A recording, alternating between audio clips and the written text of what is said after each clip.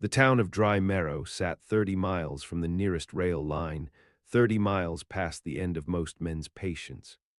It was a place of wind-hollowed bones and sun-choked silence, where the land cracked like old leather and the sky pressed down like a sentence. Those who stayed long enough either learned to speak to the dirt or kept to themselves and let the land do the talking. Ezekiel Dunn was the latter kind. He'd been on his spread, Snake Hollow Ranch, going on 15 years. Tall, taciturn, scarred across the left jaw by an old cavalry saber he never spoke of. He owned cattle, a few dozen head of stubborn longhorns, and a lamed-up Appaloosa mare named Blue. Ezekiel was 39, some said 40. No wife, no children. He lived in a weather-warped house of oak and shale with 3 rifles by the door and a book of Psalms unread on the nightstand. The letter arrived in April. It came in a blue envelope, the handwriting narrow and desperate, written by someone who'd learned their script in fear. A broker out of Wichita Falls had attached a note: mother destitute, girl 18, deaf, strong worker, no dowry. Signed consent. Ezekiel read it once, read it twice, then folded it without a sound. He didn't drink, didn't gamble, and he didn't take kindly to women with fast eyes and limp morals, but this wasn't that. This was a trade plain and sharp-edged, a girl unwanted, a man alone, paper for body, silence for silence. He sent back $50. The girl came by freight wagon 12 days later, sitting upright and still in a second-hand calico dress. She carried a patched valise and wore scuffed boots a size too small. Her hands were thin and scarred. Her black hair was braided tight against her scalp like it had been pulled for discipline. She did not smile. She did not flinch. She looked Ezekiel in the eye and nodded once. She was not what he expected.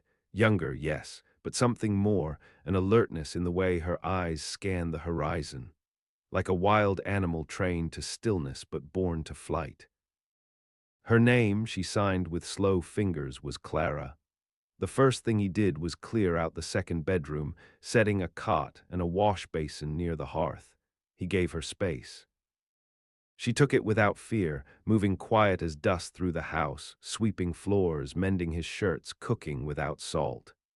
He tried to speak with his hands, halting, crude signs learned from the pamphlet, but mostly he let her be. She never looked confused. She always seemed to know. After 3 weeks, she began feeding the cattle, walking them out to graze and back again. She never needed instruction. Ezekiel watched from the porch some mornings, mug in hand, and wondered how a deaf girl could move with such exact sense.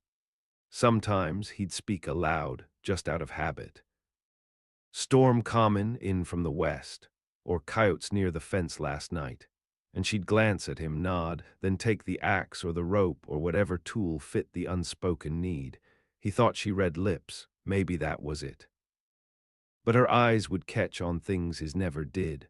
A cracked board, a hoof with a split, the shimmer of heat in the grass where a rattler curled.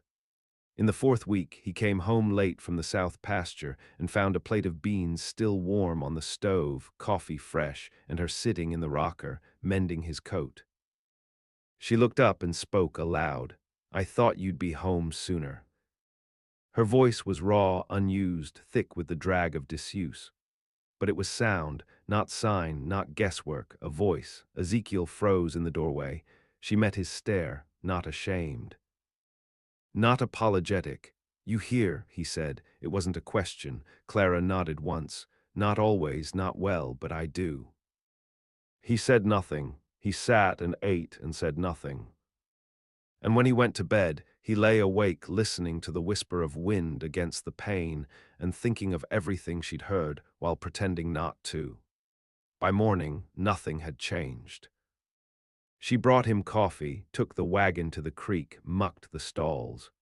The silence between them remained, but it was no longer the silence of absence. It was the silence of secrets. And Ezekiel knew, in some place deeper than Raisin, that the girl had not come to this ranch to be saved. She had come to watch, to wait, to bury something or someone, and maybe to rise. Summer in Dry Marrow came sudden, like a door slammed shut. The earth baked hard, dust turned to powder, and cattle went slack-jawed under the hammering sun. It was a time for watchfulness. A time when fences failed and men snapped without warning. Clara adjusted without a word. She cut her skirts shorter and tied a kerchief over her nose when she rode fence. She learned the lines of the land the way a body learns pain, slow, bone-deep, without asking permission. Ezekiel watched her build callus and muscle, but it wasn't the hard work that set her apart. It was her memory. She remembered which calf had a weak knee, which post was lining, which days the clouds thickened but held no rain. She moved like someone who couldn't afford to forget, like forgetting got you killed. Ezekiel didn't press her about the lie, not about the hearing, not about her past. He didn't ask why a mother would sell her daughter or why a girl would pretend to be deaf for so long. He figured she had her reasons, and he'd never been one to pry. But some nights, lying still with only the sound of creaking boards and a restless wind, he thought of what else she might be pretending. It was the 6th week when the rider came. A man of broken teeth and a belly that rode low in the saddle, he dismounted with a smile that didn't reach his eyes and spit tobacco across Ezekiel's porch. "Name, Holly's Grieve," he said. "Heard you took on a girl from Wichita Falls." Ezekiel didn't answer, just leaned against the doorframe and watched the man's eyes flick over his house like a dog sniffing for meat. "Don't mean trouble," Holly's added, grin widening. "Just lookin' to make sure she's all right. Her ma had some debts. Thought maybe the girl'd want to square 'em." Clara stepped into the doorway behind Ezekiel without being called. She looked at the man, not startled, not afraid. Just present, like she'd been waiting for this shape to walk out of the horizon. Holly's smile stuttered. "Well, I'll be. You got tall, girl." Clara didn't speak, didn't move. Holly's tried again. "Ain't here to cause a stir. Just sayin' her mama's in a bind. Owes more than she had a right to. Thought maybe you'd do right, Bane her husband and all." "I ain't her husband," Ezekiel said flatly. Holly squinted. "She yours, ain't she?" Ezekiel stepped forward once, slow. "She's not property, she's not for sale." Silence, then Holly's turned back to his horse and swung up. "No hard feelings," he said, "just wanted to check. But you watch your back done. Some debt's got long legs." He rode off with dust spinning behind him like a warning. That night, Clara took her supper alone by the window, her plate untouched. Ezekiel didn't speak until he heard her breath shift. "He your kin." She shook her head. "He want money, he ain't gettin' it." Still no answer. What did he mean about your mother? This time, she did look at him. "She sold me to him first," she said, her voice barely louder than a breath, "when I was 14. The words settled like cold iron in the space between them. "I ran. I hid in a church for a while, told them I couldn't speak, wouldn't speak. Got sent to the mission school for deaf girls. They kept me fed. I learned to sew, learned to clean, learned to be quiet." She sipped her water. Then the broker came, said my mother'd sign me off again. Same man, said I was his by contract. The only way out was if someone else claimed me. Ezekiel sat back. "So you wrote." She nodded, didn't care what kind of man answered, just needed one that wasn't him. He looked at her, really looked. At the burn scars along her right arm, at the way her shoulders flinched before every sound, like she was braced for it to hurt. Why keep the act? Clara didn't look away, because people talk more when they think you can't hear. Especially men. He nodded once. That night he oiled the Henry rifle and set it by the window. For the next week, nothing came. No riders, no messages, but something in Clara shifted. She walked lighter, kept a knife on her belt. Watched the road with a predator's patience. On the 8th day, Ezekiel came in from the south pasture and found her on the floor of the front room with a bundle of cloth and paper spread before her. Sewing a patch into an old jacket, inside of which she'd hidden a stub-nosed revolver. "You know how to use that?" he asked. She didn't answer. Instead, she loaded it, slowly, without looking up. And Ezekiel realized then that she wasn't waiting to be hunted. She was setting the trap. They came at dawn on the 14th day, 2 riders and a third on foot trailing behind like a ghost. No greetings, no show of hands. Just the sound of hooves on dry earth and the glint of metal under saddle flaps. Ezekiel was already on the porch, rifle across his knees. Clara stood inside the house, curtain drawn aside, her revolver loaded and hidden in the folds of her skirt. The lead rider was young, cocky, red-haired with a gut that hadn't seen hunger. He had Hollis's grin but not his age. The second was older, heavier, his left eye clouded white. The third wasn't a man at all. She was a woman. Barefoot, skin gone paper pale, eyes like damp coals, the mother. "Mr. Dunn," the redhead called, tugging his horse to a halt. "We got business with the girl." Ezekiel didn't rise. "Ain't no girl here, just Clara. And she don't owe you nothin'." "She does," the older man said, voice hoarse. "Owes her own blood." The mother stepped forward then. Her hands shook, but her mouth twisted in a sneer. She spoke like someone who traded her soul in ounces. "She's mine. You think $50 ends that? She belongs to me until I say otherwise." Ezekiel stood. His voice was calm. "She belonged to you the minute you sold her. She stopped the minute she stepped onto this land." Clara stepped out then, silent. Armed, the men shifted in their saddles. The mother's face darkened, a shadow of something long curdled. "She ain't deaf," Hollis hissed behind his teeth. "No," Clara said clearly, cocking the hammer back. "I'm not." They didn't draw, not yet. They hadn't figured her out, not entirely. That was her edge. Ezekiel's voice didn't rise, but it carried. "Ride out now, and maybe you keep your kneecaps. Stay, and we bury what's left." The redhead laughed once, sharp. "You think we're scared of a mute and a washed-up rancher." Clara's shot hit the dirt between his boots. The sound cracked across the plain like thunder in a church. The horse spooked. The man swore, but he didn't move forward. "She's not deaf," the older man muttered. "She's been listening, god damn."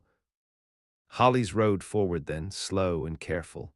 "She was mine once," he said to Clara. "You remember, don't you? You remember what you owe." "I remember," she said, lifting the barrel. "I remember the cellar floor. I remember your breath. I remember what you did while my mother watched." The silence after that was different, no longer tense, no longer posturing. It was deadly. The mother lunged forward, shrieking, fingernails out. Clara shot her in the leg. She dropped screaming, clutching her thigh. The older man pulled his gun, but Ezekiel's rifle barked, and he tumbled from his saddle, blood pouring from his shoulder. The redhead ran. Clara didn't shoot him in the back, not out of mercy. She was saving him. They dragged the woman to the barn, tied her with feed rope, and packed the wound with raw cotton and whiskey. The older man groaned on the porch, bleeding slow into the planks. He'd live, though Ezekiel doubted he'd ride again. They didn't speak much afterward. Clara tended the animals, stitched a new pair of trousers for Ezekiel, scrubbed blood off the barn floor until her knuckles cracked. She worked harder than ever, not out of fear, but clarity. One night, weeks later, he found her sitting by the creek with the revolver laid across her lap. She didn't flinch when he approached. "She was supposed to die," Clara said. "When I ran the first time, I thought maybe she'd drink herself dead. But she didn't. She found worse men. She sold more girls. There are things you don't see in daylight." Ezekiel sat beside her, said nothing. "I let them live," she whispered. "The ones I could have killed. You think that was wrong." He thought on that a while. Wrong don't mean much out here. There's just what you can live with and what you can't. She looked at him. In the dark, her eyes gleamed with something hard, forged. I want to go back, she said, to Wichita Falls, find the rest, the ones who bought, the ones who knew. Ezekiel nodded. Then we go. Just like that, no promises, no comfort, just the road rising to meet them. They left Snake Hollow in the lull between seasons, after the calves were branded and the sky had settled from its last thunder fit. Ezekiel packed light, 2 rifles, a skinning knife, and his father's Bible, unopened. Clara took less. A coat, the revolver, and the name she'd carved into the lining of a sewing basket when she was 13. They rode separate horses, but not separate paths. No one from Dry Marrow saw them off. No one asked where they were headed. That was the thing about places like that. Everybody knew, and nobody wanted to name it. Wichita Falls had grown swollen with money since Clara last saw it. Oil and cattle money, mostly, and rail lines feeding vice into the bones of the town. The streets were wider now, the brothels cleaner, but under the paint, rot still thrived. They stayed in a boarding house on the east edge of town, a widow-run place with strict rules and thin walls. Ezekiel took the room at the front. Clara took the one near the fire escape. The first man was easy to find. He ran a gambling den 2 blocks from the old train station, painted his mustache with pomade, and had a silver tooth. Ezekiel watched from across the saloon while Clara walked in alone, wearing gloves and a ribbon in her hair. She played the part of a traveler looking for safe company. She sat at his table, let him talk, laughed once at something he said. Then she leaned in and said a single word into his ear. The color left his face. He stood too fast, chair scraping. She stood slower, took him by the hand, and led him outside. Ezekiel followed. They found a quiet alley behind the butcher. He tried to run when he saw Ezekiel, but Clara had the pistol drawn and steady. "Where are the others?" she asked. "I don't know," he stammered. "It was years ago. I just arranged them." "They were the ones who—" She shot him in the foot. He dropped screaming. "Names," she said. He gave 3, one in Abilene, one still in Wichita, one dead. They left him there, crawling through meat rot and gutter water. The second name was harder. A banker, clean reputation, lived 2 stories above a marble-fronted office.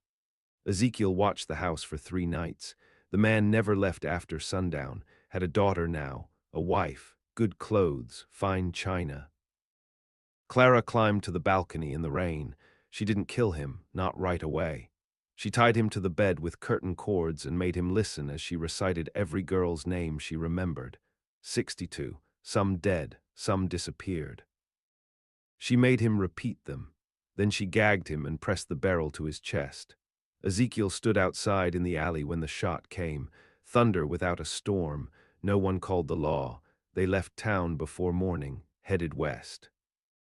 Days bled into weeks. Each name on her list brought them to a new town, a new lie, a new man who thought the past had drowned behind him. Some Clara killed, some she didn't.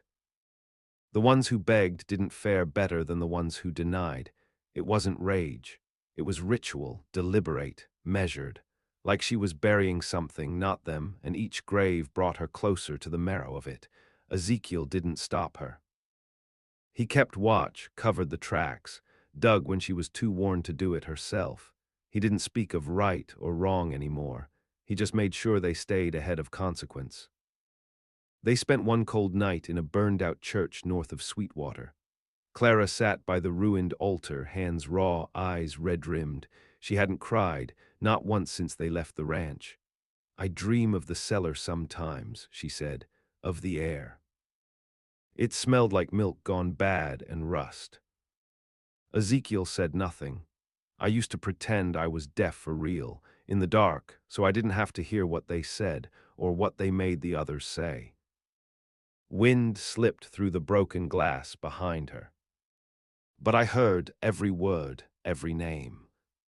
She turned toward him, jaw clenched. "I was never their victim. I was their witness, and I remember all of it." He sat beside her, the floor creaked, his breath fogged. "You think it ends when the list runs out?" he asked. She didn't answer. "I don't think it does," he said. "I think it ends when you say it ends." She stood, "Not yet." They crossed into New Mexico next. A man named Kern lived there, the last one alive from the original ledger. Clara hadn't written his name. She'd scratched it into wood, into skin, into the parts of herself that never healed. He'd been the one who took her first. Not for money, not for business, for pleasure. And she was ready now. Ready in a way she hadn't been at 14, or 18, or any of the years between. They reached his ranch by dusk, watching from the ridge as his men smoked and spit and laughed around a fire. Kern wasn't laughing. He was older now, fat, limping, but still him. Clara stared down at the house with eyes gone black in the fading light. "I want to do this alone," she said. Ezekiel looked once, then nodded. She rode down, a shadow on horseback. He watched from the ridge until the front door opened, and then closed. And then the screaming began. Ezekiel waited on the ridge as the sun dropped and the screaming thinned into groans, then silence. The kind of silence that lives under floorboards, that soaks into splintered walls and never leaves. The house below didn't catch fire. She didn't make a show of it. Clara walked out after 2 hours, covered in sweat, one sleeve torn, her braid loosened. No blood on her, not a drop. She rode back up the slope slow and steady. "He begged," she said, dismounting. "Said he was sorry, said he didn't remember, said he was drunk." She sat cross-legged in the dirt beside Ezekiel, her voice flat. "He asked me if I'd gotten prettier." Ezekiel didn't speak. Clara reached into her coat and pulled out a small, ragged book, a ledger. "I found his records," she said. "He kept notes, prices, dates, ages." She didn't open it. Just stared at the binding like it was a thing that breathed. "There were others," she said. "Not just men, women who scouted, fathers who traded, preachers who blessed it." Ezekiel lit a smoke, let her words drift in the blue haze.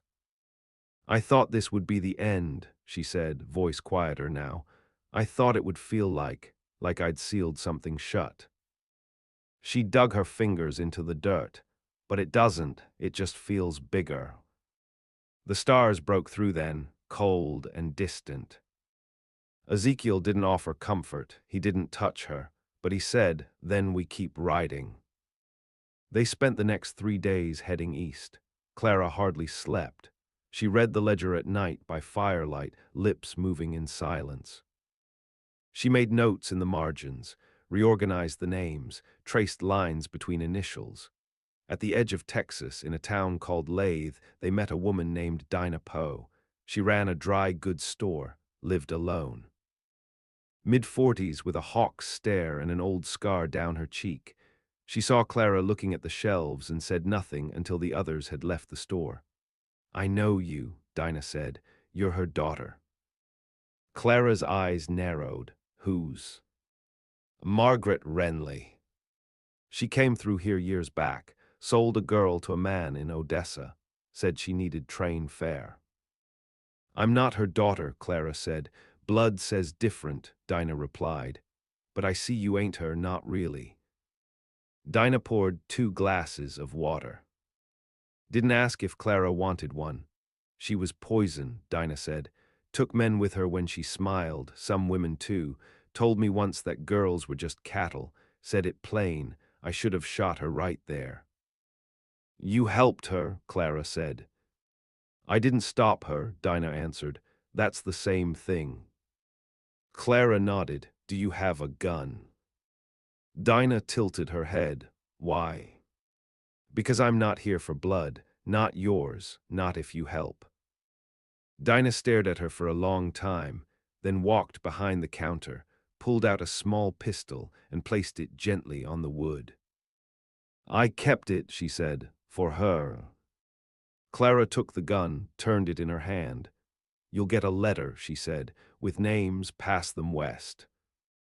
Then she left. Ezekiel said nothing as they rode on. They stopped in a canyon 2 days later. No town. Just stone and silence. Clara sat beside the fire, the ledger in her lap. She ripped out the pages one by one, burned them. "I know them now," she said. "Don't need the book." Each flame ate a piece of her past. Ezekiel watched, quiet. Always quiet. "I used to wonder if I'd ever feel clean again," she said. "If I could wash it all off. The things they did, the things I did." She looked at the ashes. But maybe it's not about getting clean. She lifted her head, eyes clear. Maybe it's about making the dirt answer. The wind blew through the canyon, stirring the smoke. That night they made camp without words. The stars burned above them, same as ever, but something beneath them had shifted. Clara no longer moved like she was chasing ghosts. Now she moved like one, and the road ahead still had names. They rode into the Badlands in early October. The horizon cracked with ochre cliffs and dried creeks, the kind of place where things disappeared and were never looked for again. Word had traveled by then, quiet word. Rumor spun from the mouths of men who limped or wept or drank too much to sleep. They called her the silent wife. They called her Ghost Clara. They called her the girl who heard everything and spared nothing, and they said she was coming. By then, she didn't need to ask questions. Men confessed at the sight of her. Some wept, some offered names unasked. Others ran, but they never ran fast enough. Not with Ezekiel tracking the ground behind her like a bloodhound with no leash. In the town of Malachite, she left a sheriff hanging from the rafters of his own jailhouse. In Roel Bend, she torched a gambling hall and walked out covered in soot, eyes red but dry. In Hollow Jack, she forced a preacher to read the names of every girl sold through his mission, one by one, until his throat split and he choked on blood. Still the list narrowed, the nights grew longer, her voice thinner. She began speaking less, eating less. Ezekiel watched her walk alone in the mornings, barefoot through frost, whispering to herself, not prayers, names. They stopped at a river camp south of Elkhorn one evening, and she didn't eat. Just sat staring at the fire. He finally asked, "How many left?" She looked up, eyes so tired they looked carved from something older than bone. "One." He didn't ask who, he knew. The trail to her mother led them through ghost towns and burned-out rail posts. No one claimed to have seen Margaret Renly, but the lies were easy to spot. There were always shadows behind them. Women who looked away too quickly, boys with bruises. She was still trading, still moving, still cutting flesh for coin. Clara didn't sleep the last 3 nights before they reached her. She walked ahead of the horses, her coat flaring behind her, hands never straying far from the pistol grip. She stopped eating, drank only when Ezekiel made her. Her eyes had gone dull and flat, like water over ash. The final camp was nestled in a canyon bend. A clapboard shack, 3 pack animals, 2 men drinking by a fire and 1 woman in a red shawl counting silver in her lap. Clara stepped into the clearing before they could rise. Ezekiel hung back, rifle ready. The woman didn't flinch, just looked up, grinning like a hangman's rope. "Well," she said, voice syruped with rot, "there she is." No one moved. "I thought you'd be prettier," Margaret said. "But I guess I sold that part off first." Clara didn't speak. The 2 men stood, one drawing steel. Ezekiel shot him through the throat. The second turned and ran. He got maybe 20 paces. Clara still hadn't moved. Her mother rose. "I suppose you think I'm sorry," she said. "I suppose you think this makes you clean." Clara stepped forward once. "You sold me." Margaret scoffed. "I sold what I didn't want. That's what mothers do, same as men." "Same as God." "You watched." "I watched," she said, "and I survived just like you." Clara lifted the gun. "You're not me," she said. The shot echoed through the canyon, clean, centered. Margaret fell backward into the dirt with her mouth still twisted, as if she meant to speak one last lie. Clara didn't lower the pistol, just stared down at her mother's body as the wind picked up and scattered ash and leaves across the clearing. Ezekiel walked to her side. "It's done," he said. She didn't answer for a long while, then softly, "No." He looked at her. "It'll never be done," she said, "but I don't have to carry it anymore." She turned from the body and walked back the way they'd come, one slow step at a time, like every step pressed something deeper into the dirt. Ezekiel followed. They didn't look back. By the time the sun broke over the canyon rim, the shack was in shadow, the fire out, the silver forgotten, and two riders moved east into silence, not the silence of the deaf or the dead, but the silence of something finished and something free.